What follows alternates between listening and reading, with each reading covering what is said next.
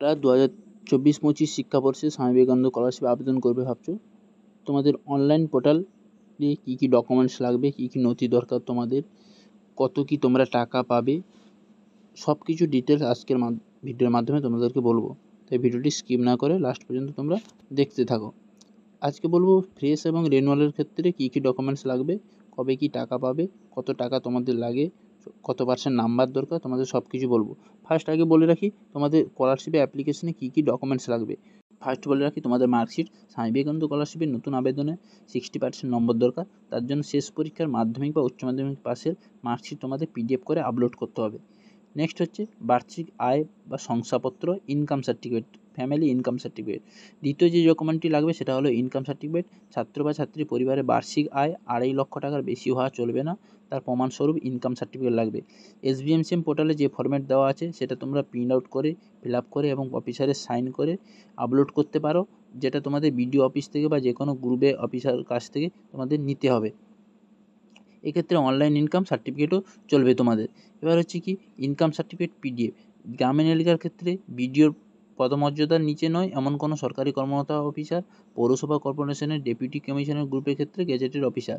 এই জানো তোমরা গ্রামে যারা রও তাদের তোমাদের হচ্ছে BDO ইনকাম সার্টিফিকেট, এবং যারা মিউনিসিপ্যালিটিরও তোমাদের ওটা হচ্ছে মিউনিসিপ্যালিটি ইনকাম সার্টিফিকেট। এবার হচ্ছে কি ভর্তির রসিদ। ছাত্র বা ছাত্রীরা স্কুলে বা কলেজে ভর্তি হয়েছে কিনা তার প্রমাণ হিসেবে অ্যাডমিশন বা ফি পেমেন্টের কোনো রসিদ আপলোড করতে হবে। ভর্তির রসিদ শ্রেণীর জন্য ফি প্রদানের রসিদ হয়েছে। নেক্সট হচ্ছে ব্যাঙ্ক পাসবুক। যেহেতু স্কলারশিপের বৃত্তি সরাসরি ছাত্র বা ছাত্রীর ব্যাঙ্ক অ্যাকাউন্টে জমা পড়বে, তাই ব্যাঙ্ক অ্যাকাউন্টের খাতা প্রথম পাতার আপলোড করতে হবে। তার সাথে সাথে ব্যাঙ্ক অ্যাকাউন্টের যাবতীয় তথ্য যেমন নাম, IFS code, account number, MICR code, form fill আপের সময় সব কিছুটা তোমাদেরকে ডিটেলসে দিতে হবে। এবার হচ্ছে ইমেল আইডি ও মোবাইল নাম্বার। ছাত্র বা ছাত্রীর নিজস্ব ইমেল আইডি ফর্ম ফিল আপে রেজিস্ট্রেশনের সময় লাগবে, যেখানে আবেদনের পরবর্তী পদ্ধতি সমস্ত আপডেট পাবে। এবার হচ্ছে মোবাইল নাম্বার। আবেদনের ক্ষেত্রে মোবাইল নাম্বার দেওয়া বাধ্যতামূলক, কারণ স্কলারশিপের স্ট্যাটাস বা অ্যাপ্রুভাল এবং বিভিন্ন সময় লগ ইন করতে মোবাইল নাম্বার লাগবে। এবার হচ্ছে সরকারি আইডি এবং আধার কার্ড। আধার কার্ড বা কোনো সরকারি আইডি অর্থাৎ ভোটার কার্ড, প্যান কার্ড আবেদন ফর্ম ফিল আপ করার সময় লাগবে। এবার হচ্ছে পাসপোর্ট ফটোগ্রাফ এবং স্বাক্ষর বা সিগনেচার। তোমাদের পাসপোর্ট সাইজের রঙিন ফটোগ্রাফ ফর্ম ফিল আপের সময় আপলোড করতে হবে। তার সাথে ছাত্র বা ছাত্রীর স্বাক্ষর স্ক্যান করে আপলোড করতে হবে, যেটা অ্যাপ্লিকেশন ফর্মে তার সাথে পোর্টালও থাকবে। এটা হচ্ছে ফ্রেশ অ্যাপ্লিকেশন যারা করছো তাদের ক্ষেত্রে ডকুমেন্টস। আর রিনিউয়ালের ক্ষেত্রে তোমাদের কী কী ডকুমেন্টস লাগবে। রিনিউয়ালের ক্ষেত্রে তোমাদের শুধুমাত্র নম্বরের প্রমাণের জন্য 60% নম্বর পেয়েছো কিনা তার জন্য একটা মার্কশিট আপলোড করতে হবে। কলেজের ক্ষেত্রে দ্বিতীয় সেমিস্টারের মার্কশিট, স্কুল বা কলেজের টাকা পেমেন্টের রসিদ আপলোড করতে হবে। তাহলে বোঝা গেল, ফার্স্ট হচ্ছে মার্কশিট আর নেক্সট হচ্ছে কি তোমাদের টাকা পেমেন্টের রসিদ আপলোড করতে হবে।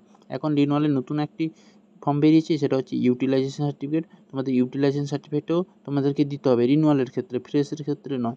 এবার হচ্ছে যারা মার্কশিট দেবে, মার্কশিটে তোমরা মনে রাখবে মার্কশিটে এক সাইড তোমরা দেবে না, মার্কশিটে বোথ সাইড দেবে। বোথ সাইড না দিলে তোমাদের ক্যান্সেল হয়ে যেতে হবে অ্যাপ্লিকেশন ফর্ম। আর একটি ডকুমেন্টস আছে, ওটা হচ্ছে বাংলার শিক্ষা আইডি। ওটা 2023-24 শিক্ষাবর্ষে স্বামী বিবেকানন্দ স্কলারশিপে আবেদনের জন্য বাংলা শিক্ষা আইডি জমা নেওয়ার কথা বলা হয়েছে।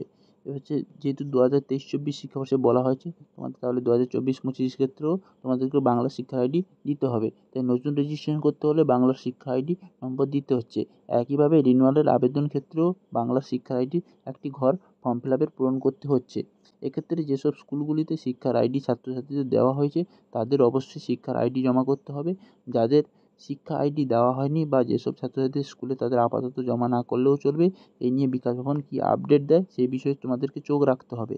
তাহলে বোঝা গেল, ভিডিওটা তোমাদের বোঝা গেল। ভিডিওটি হেল্পফুল লাগলে ভিডিওটি লাইক করো, কমেন্ট করো, শেয়ার করো এবং চ্যানেলটি নতুন হয়ে থাকলে চ্যানেলটিকে সাবস্ক্রাইব করে রাখো।